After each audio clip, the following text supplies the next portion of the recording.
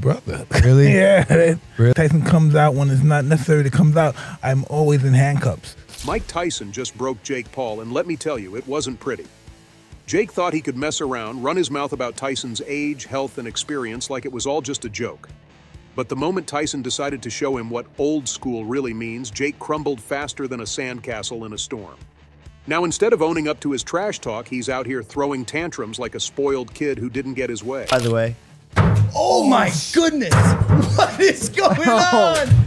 Why? Seriously, if you've got the balls to dish it out, you should be ready to take it, right? But nope, Jake's out here acting all shocked and humiliated.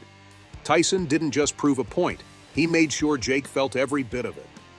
And it's unfortunately I have to fight and be that guy. I wish I could stop that guy. That guy haunts me. That's I wish I could stop that guy. I wish I could stop that guy. I wish that guy died, but he's here to stay.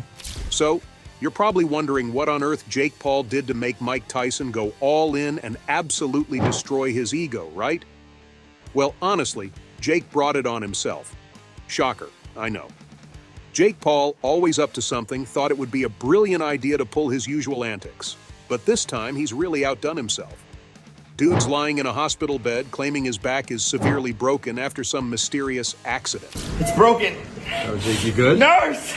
Jake, Nurse, more morphine! Oh my God. I broke my back. We've seen Jake pull stunts before, but this feels like he's playing his last card, a last-ditch effort to dodge what he knows is coming. And who's waiting on the other side of this nonsense? None other than Mike freaking Tyson. Jake, you're not fooling anyone here. So guys, I'm in the hospital. I had a... Mike Tyson, of course, isn't buying a single ounce of Jake's sob story. Come on, we're talking about a guy who's been through everything in the ring.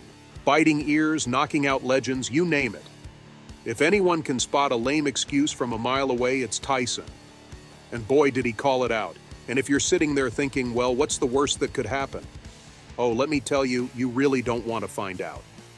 Mike Tyson isn't exactly shy about admitting his darker side, and that's what makes him absolutely terrifying. I mean, on Logan Paul's podcast, Tyson just casually drops this bombshell about how even he's scared of the beast lurking inside him. Tyson comes out when it's not necessary to come out. I'm always in handcuffs. Yeah, you heard that right. One of the most feared men in boxing history is openly saying he's terrified of what he becomes when he loses control. Like, imagine being so dangerous that you scare yourself. If that doesn't make Jake Paul rethink his life choices, I honestly don't know what will. And I know what you're thinking. Really? Can things get that bad? Oh, believe me, they can. Let's rewind to one of the wildest, most infamous moments in sports history. June 28th, 1997, Tyson versus Holyfield 2. This wasn't just any fight. It was supposed to settle the score between two of the biggest names in boxing. But instead of a clean, legendary bout, we got what's now known as the bite fight. Yeah, you already know where this is going. Now the real question here is why Tyson did it. And no, it wasn't just a random moment of madness. You see, this all started in their first fight in 1996 when Holyfield won by TKO in the 11th round. That loss? It festered inside Tyson like a wound that wouldn't heal. By the time the rematch came around, Tyson was a ticking time bomb. And all Holyfield had to do was whisper the wrong thing at the wrong time. Boom! Gasoline on the fire. Tyson didn't just lose control, he relinquished it. The beast took over, and suddenly it wasn't about winning the fight anymore. It was about raw, animalistic retaliation. The distance. This Mike Tyson, as fast as he was, as hard as he hits, I maintain he's the greatest. Yeah. The greatest heavyweight ever. Like that. And here's where it gets really interesting. That one moment didn't just shock the boxing world, it shocked the entire world. Everyone already knew Tyson was a beast in the ring, but biting off part of someone's ear? That was next-level insanity. And the wildest part? Tyson was completely unfazed. Still not normal, but he's still like a professional heavyweight boxer. He's still terrifying. It was as if the whole world had gone mad around him, but he was perfectly fine with what he'd done. This wasn't just about boxing anymore. This was Mike Tyson showing what happens when you poke the wrong bear. And Holyfield, he became the global example of what happens when you cross Tyson's line.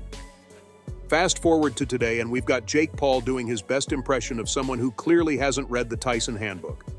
Jake's out here thinking he can talk trash, pull these back injury stunts, and get inside Tyson's head. What he doesn't realize is that Tyson has been here before. Countless fighters have tried to provoke him, and every single one of them has paid the price. Holyfield just happens to be the most famous example. But trust me, the lesson is the same. You don't mess with Mike Tyson. You especially don't poke at the beast. Jake Paul, in all his social media glory, is playing with fire, and he doesn't even know it. He's pushing Tyson, stoking the flames, and thinking he can come out unscathed. But history has already shown us how this ends. Tyson doesn't just win fights, he destroys people. He leaves a lasting mark, not just physically, but mentally. And Jake, with all his antics, is walking straight into the lion's den, completely unaware of the danger he's provoking. And if the Holyfield story wasn't enough to make you think twice, let me toss in another example that shows just how terrifying it is to mess with Mike Tyson. This one didn't just end a promising career, it proved that Tyson isn't the kind of guy you want to play games with. I'm talking about the infamous fight between Tyson and Marvis Frazier, the son of the legendary Joe Frazier. Joe Frazier had been talking shit about Tyson, that he was in his prime, he'd beat Tyson. And so he had his son fight Tyson, and it was an execution. It was an exit. Now you'd think Joe, a man who stood toe-to-toe with Muhammad Ali, would know better than to question Tyson. But nope, he actually thought Tyson's fame was fake. Yep, Joe Frazier, heavyweight champ himself, called Tyson's rise to stardom a fluke. A guy who just got lucky. Big mistake. Joe Frazier, known for his trash talk as much as his left hook, claimed that his son, Marvis, was going to teach Tyson a lesson.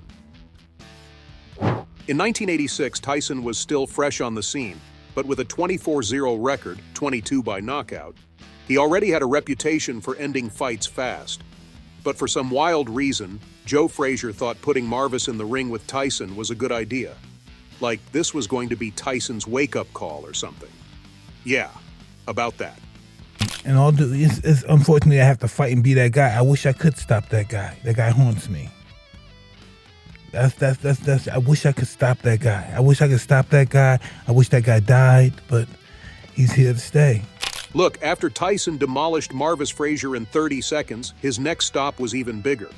Just 4 months later, on November 22, 1986, Tyson knocked out Trevor Berbick in the second round to become the youngest heavyweight champion in history at just 20 years old.